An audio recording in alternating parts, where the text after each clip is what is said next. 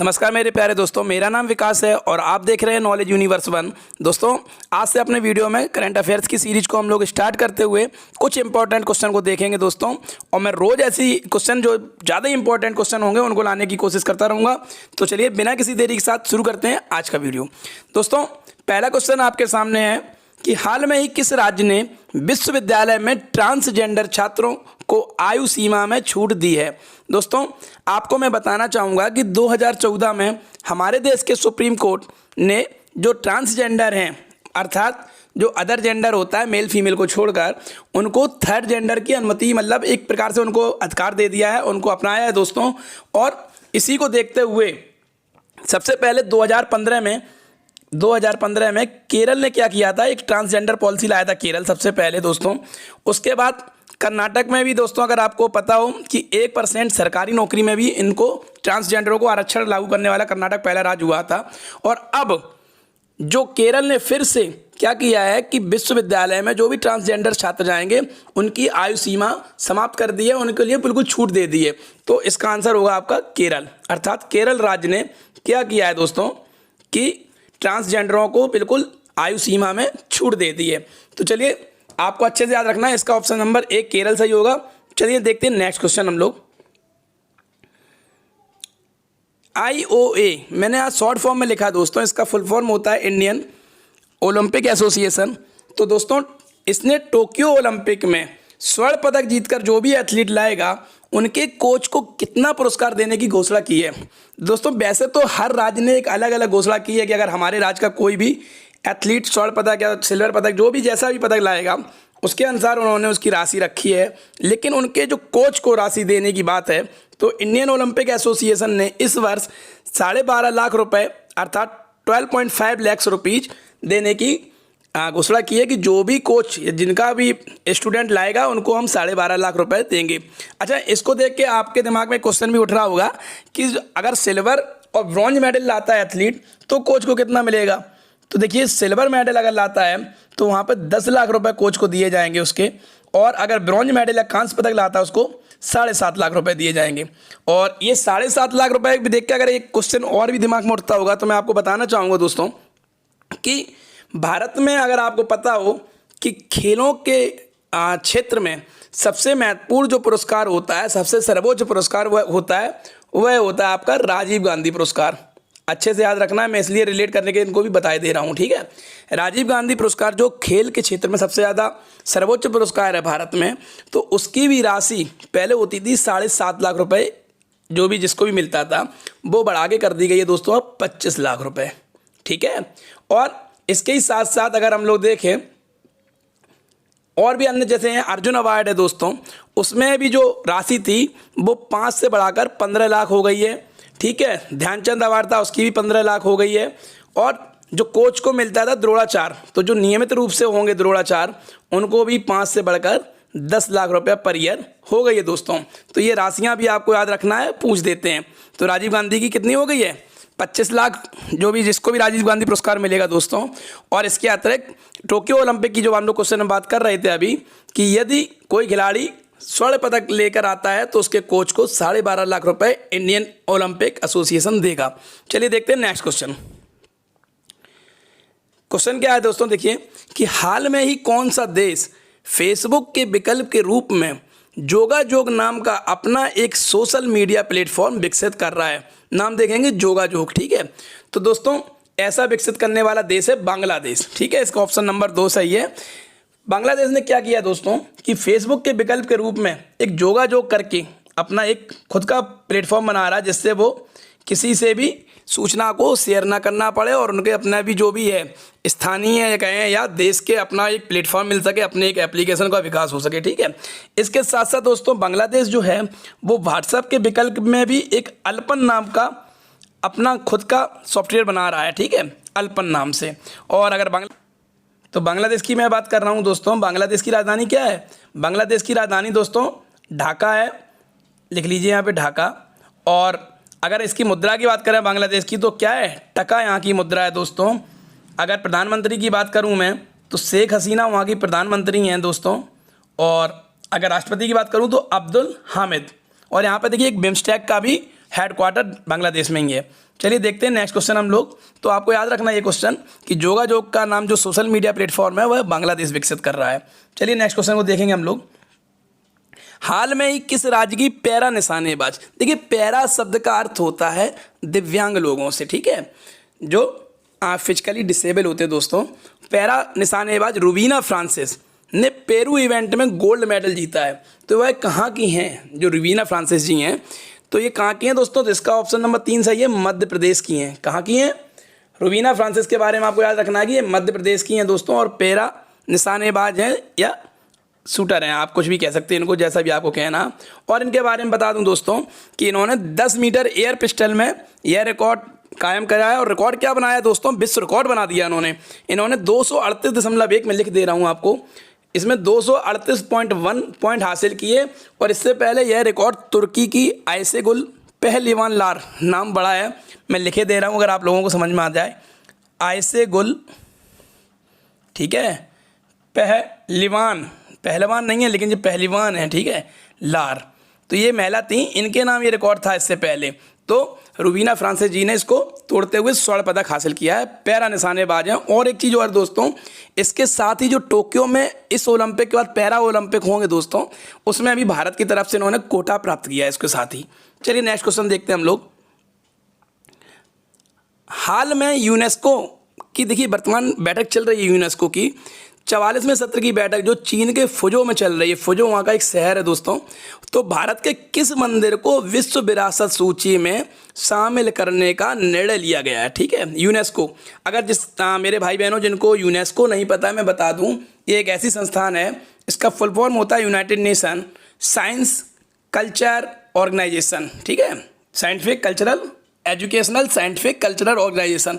तो इसने क्या किया है कि भारत के एक मंदिर को अब की बार विश्व विरासत वर्ल्ड हेरिटेज में रखा जाएगा दोस्तों, और उस मंदिर का क्या नाम है, ठीक है। तो यहाँ पे मंदिर का नाम हट गया दोस्तों, मैं बता दे रहा हूँ, कुछ प्रिंटिंग में एरर हो गई है, मैंने तो नाम लिखा था, फिर भी मैं बता दे रहा हूँ। इसका तेलंगाना में है रामप्पा मंदिर, ठीक है, रामप्पा मंदिर तेलंगाना।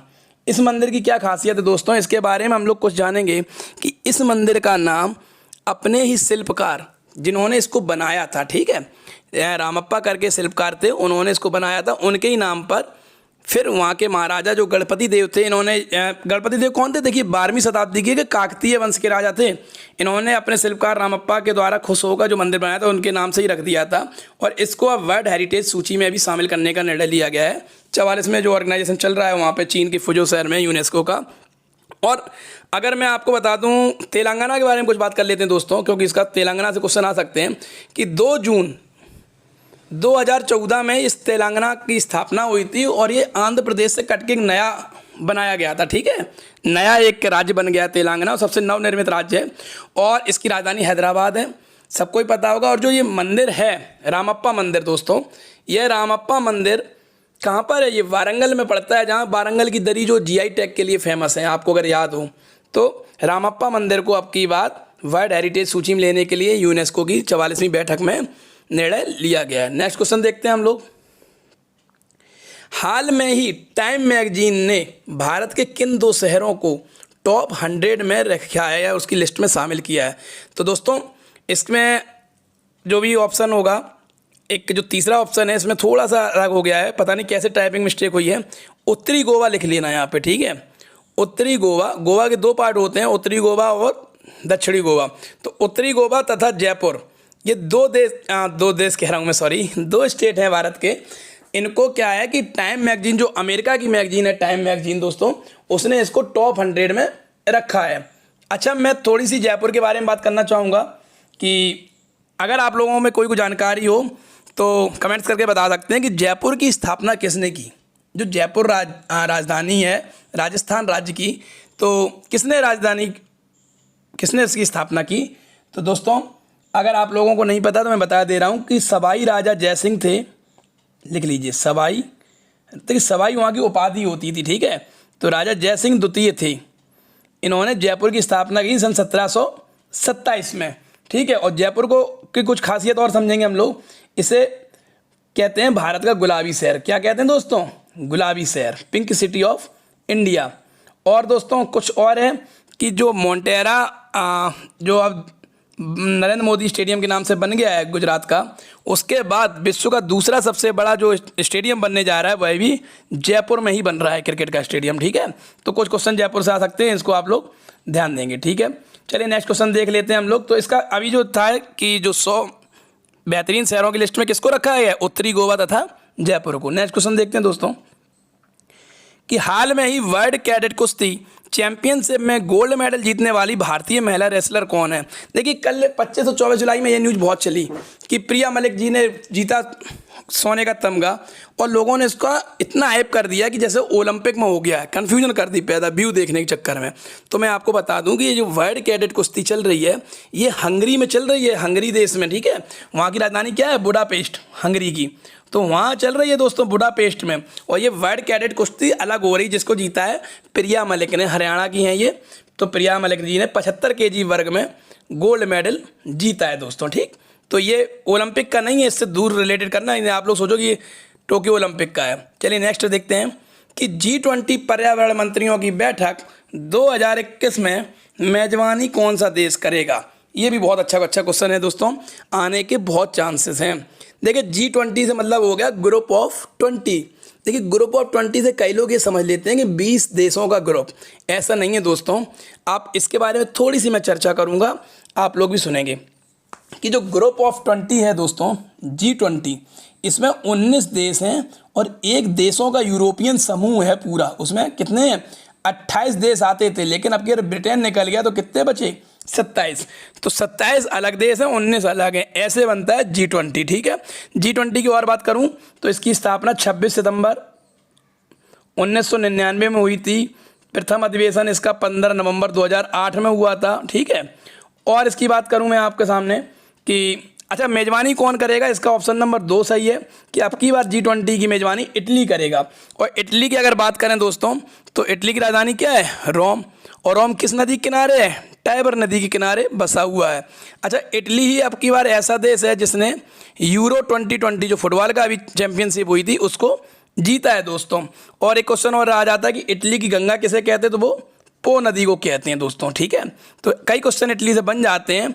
अभी आपको याद रखना है कि G20 जो पर्यावरण मंत्रियों की बैठक होनी है वह कहाँ पे होगी, इटली में। ठीक है, और दोस्तों इस बैठक में क्या होगा कि सभी देशों में आपसी तालमेल का बढ़ावा, जैव विविधता, महासागरों का संरक्षण, जलवायु ऊर्जा व पर्यावरण संरक्षण आदि के बारे में चर्चा की जाएगी। और भारत से कौन भाग लेगा इसका, तो आपको पता होगा कि आपकी बार अपने भूपेंद्र यादव जी, नया जो मंत्रिमंडल बना है इसमें भूपेंद्र यादव जी हमारे देश के पर्यावरण, वन और जलवायु परिवर्तन मंत्री हैं दोस्तों। ठीक है, मैंने लिख भी दिया, आप लोग पढ़ सकते हैं। चलिए देखिए मैंने यहाँ लिख दिया है, अच्छे से आप लोग इसको समझ लें, स्क्रीनशॉट ले सकते हैं या मैं ये PDF भी इसमें डाल दूंगा, आप लोग उसको डाउनलोड कर लें। नेक्स्ट क्वेश्चन देखते हैं कि 26 जुलाई, ठीक है मैंने जो अभी बात करी थी दोस्तों, अब इम्पॉर्टेंट बात है कि आज 26 जुलाई है और आज के दिन भारत में कौन सा दिवस मनाया जाता है। देखते हैं कितने लोग जानते हैं दोस्तों। देखिए कई मेरे ऐसे भाई बहन होंगे जो अभी ये वीडियो देख भी रहे होंगे, उम्र में तो मेरे से छोटे ही हैं, लेकिन दोस्तों 1999 की ये घटना है दोस्तों कि क्या होता है मैं शुरू से बताऊंगा कि अपना जो लद्दाख क्षेत्र है दोस्तों, वहाँ पे कुछ ऐसी चोटियाँ हैं कि उन चोटियों में इतनी बर्फ़ पड़ती है कि -50 डिग्री सेल्सियस तक तापमान पहुँच जाता है दोस्तों। तो क्या हुआ दोस्तों कि उस क्षेत्र में जो जैसे टाइगर हिल हुई या द्रास हुई, जो सबसे इम्पोर्टेंट घाटी जहाँ पे लड़ाई हुई थी, टाइगर हिल लिख दे रहा हूँ मैं, टाइगर हिल या द्रास या बाल्टिक। तो इनमें क्या होता था कि जब बहुत सर्दियाँ पड़ती थी 1999 से पहले, तो भारतीय सेना अपनी पोस्टों को छोड़कर कुछ नीचे उतर आती थी सर्दियों से बचने के लिए दोस्तों। और इसी का फ़ायदा लिया पाकिस्तान ने दोस्तों, और हमारी गैर मौजूदगी में हमारी सेना को वहाँ जाके इन चोटियों पे कर लिया कब्जा, उनके पीछे पीछे। और जब ऊंचाई पे जाके बैठ गए दोस्तों, तो क्या हुआ कि मई के महीने में हमारे देश के कुछ चरवाहा लद्दाख क्षेत्र के वहाँ गए, तो उन्होंने जब उनको वहाँ देखा तो उन्होंने कहा ये तो भारतीय सेना अपनी है नहीं, तो जिसकी सूचना उन्होंने नीचे आके दी जाके कंट्रोल रूम्स वगैरह में। अच्छा तब यह बात पता चली तो हमारी सेना की तरफ से पेट्रोलिंग टीम भेजी गई, पार्टी भेजी गई 5 मई को। कब, 5 मई को। तो क्या हुआ दोस्तों कि उन्होंने जो ऊपर से घात लगा के बैठे थे उन पर हमला कर दिया और हमारे सभी जवान वहाँ पे शहीद हो गए दोस्तों। इसके और उनका मतलब ही था कि लेह श्रीनगर हाईवे को कब्जा कर लिया जाए और पूरा वहीं से सब व्यवस्था गड़बड़ हो जाती दोस्तों। तो इसको बचाने के लिए फिर हमारे देश ने जंग लड़ी उनसे, और 26 मई को दोस्तों, 26 मई 1999 को कुछ हवाई हमले भी करवाए गए MiG-21 के द्वारा। लेकिन क्या हुआ कि दूसरे दिन 27 मई को दोस्तों उन्होंने हमारे 2 विमान मार गिराए, जिसमें हमारे देश के अजय आहूजा स्क्वाड्रन लीडर थे, उनकी मृत्यु हो गई दोस्तों, और एन नचिकेता जी को बंदी भी बना लिया।